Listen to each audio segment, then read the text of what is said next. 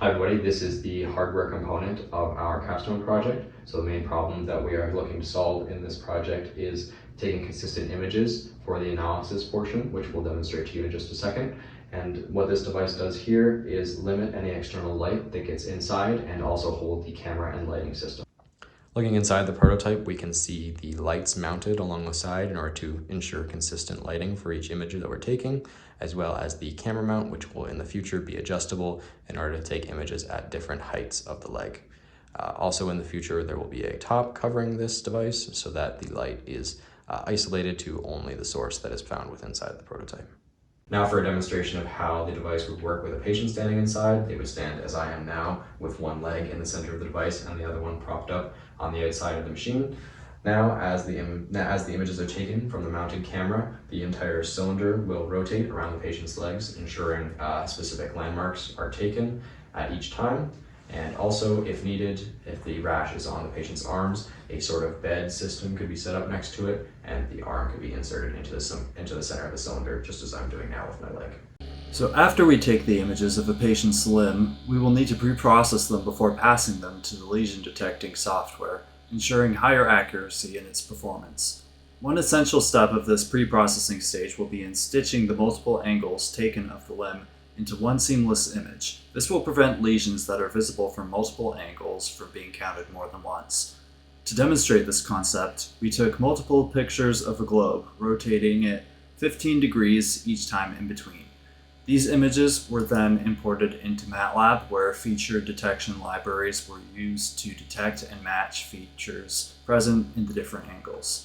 Following this step, the images were segmented and mapped onto a canvas such that key features overlap, resulting in this 2D profile of the round object.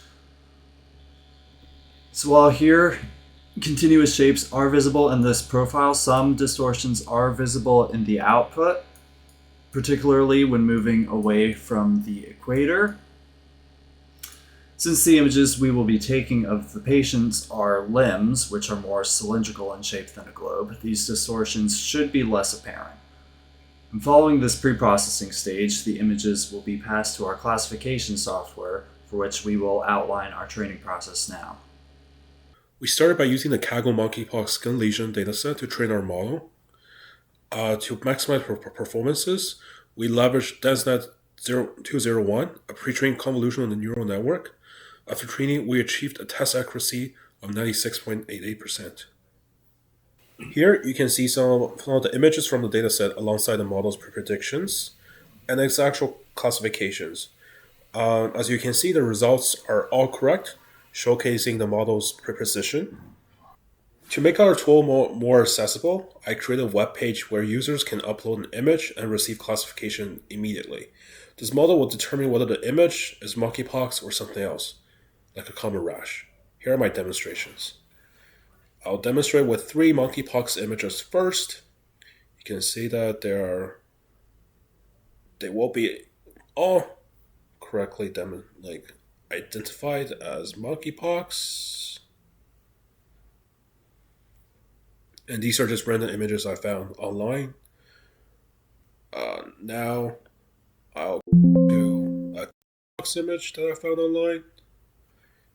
Yep, it classifies as others. Anything other than monkeypox will be classified as others. This one is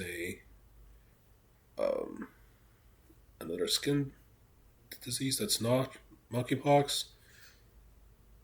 That was a rash, and this is acne.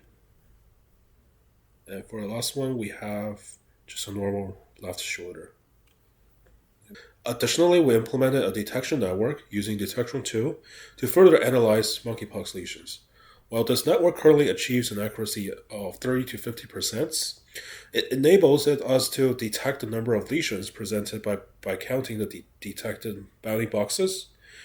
This provides valuable metrics such as the total number of lesions and approximation of how much skin is covered by the lesion, which are similar to something like these. They offer deeper insights for medical professionals.